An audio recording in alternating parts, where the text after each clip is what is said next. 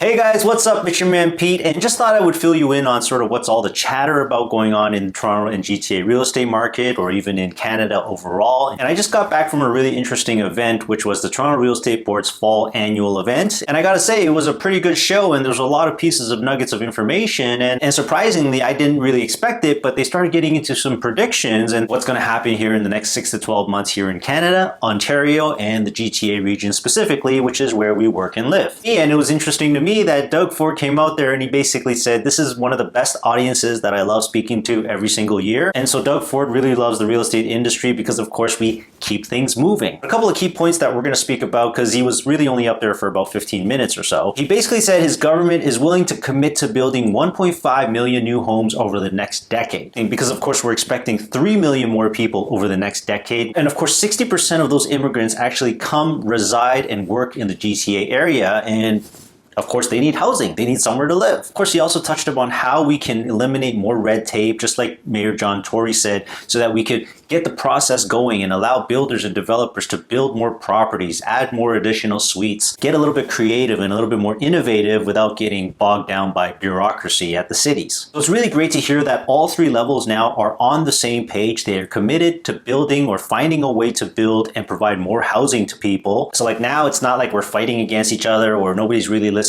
Everybody's listening. Everyone's paying attention to obviously the supply issues that we have, not just here in Toronto, but pretty much all over the world. We'll touch a little bit on that when we get to Benjamin Tal's speech, which was much longer and more informative from a numbers and analysis point of view.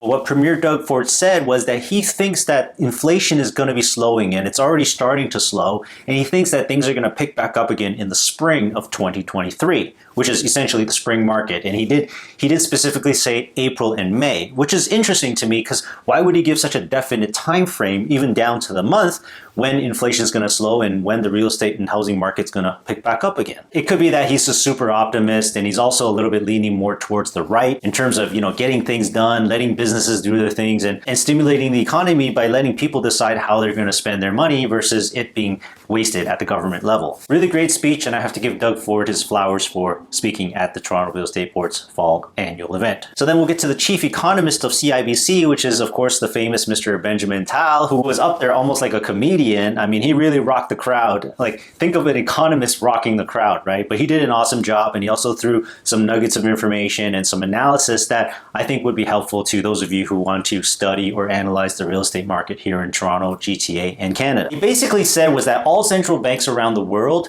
want to fight inflation. They never want to see inflation get out of control because, of course, when inflation gets out of control, citizens start losing their and they want to start turning over governments. And so every modern economy wants to avoid inflation. They would rather have an induced recession than have inflation. And so that's why we've seen such crazy hikes to temper this problem of inflation. And what he really talked about was that there's different types of inflation. There's demand-driven inflation and there's supply-driven inflation. And I think there was a third one in there as well too. But anyways, the point is that right now we're definitely not dealing with demand recession. Like, everybody has slowed down their spending. People are not spending to try to bring down this inflation, but it's really driven more by the supply issue, right? Like the global supply chain, which is completely built on just-in-time inventory, got completely bogged down and shut down. Right now, we're even having issues with lettuce. So if you go eat a burger outside, normally get a slice of lettuce, you're not getting it right now. But what he said was that supply-driven inflation seems to be slowing down now. Things seem to be getting back to normal. Delivery costs are getting back to normal. In fact, I think he said the word normal probably like 4 or 5 times in a row. And then, of course, the central banks don't really want to overshoot their interest rates because they don't want to go too far where they put the economy into a deep recession.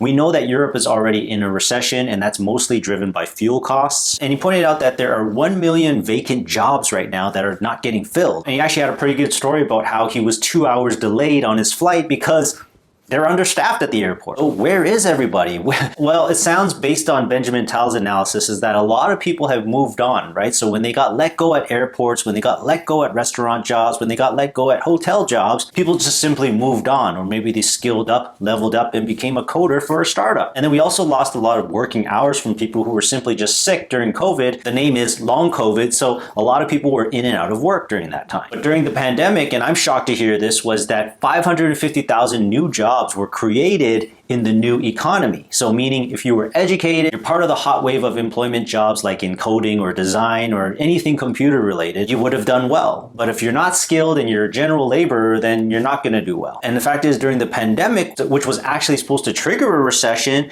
for a lot of people who could have worked from home or who had the ability and the privilege to work from home and didn't have to take a salary cut, they benefited from the extreme low interest rates, which felt like a recession, without actually losing their job. And so that's why we're sort of going through what we're going through right now. And so this realignment and this adjustment is absolutely necessary and welcome. And then of course he talked about the federal government's new policy of bringing more immigrants, 500,000 new immigrants a year. And while we are bringing some people to come in and fill in for healthcare, technology, we may not be bringing in the right people who are going to help the housing issue, because a lot of people, a lot of the younger generations, they don't want to work labor jobs. They don't want to be in construction. They don't want to be a contract. They don't want to be milling wood posts for your fancy stairway. And so we are bringing in a lot of people, but are those people going to be useful in helping us to fill the labor gap in housing? Probably not. So therein lies the problem, guys. We can't build enough housing. So even though Doug Ford says we want to build 1.5 million new homes over the next decade, but who's going to do it? We don't have the labor or the inclination for people to do this. But I mean, again, what's positive about hearing about all this, especially when it comes to interest rates and your new mortgage rates, is that we're probably in the 8th or the 9th inning of this thing. And so once we reach a certain level, and they're targeting 4.25% probably as an overnight rate, and once they reach that threshold and they feel like things are under control,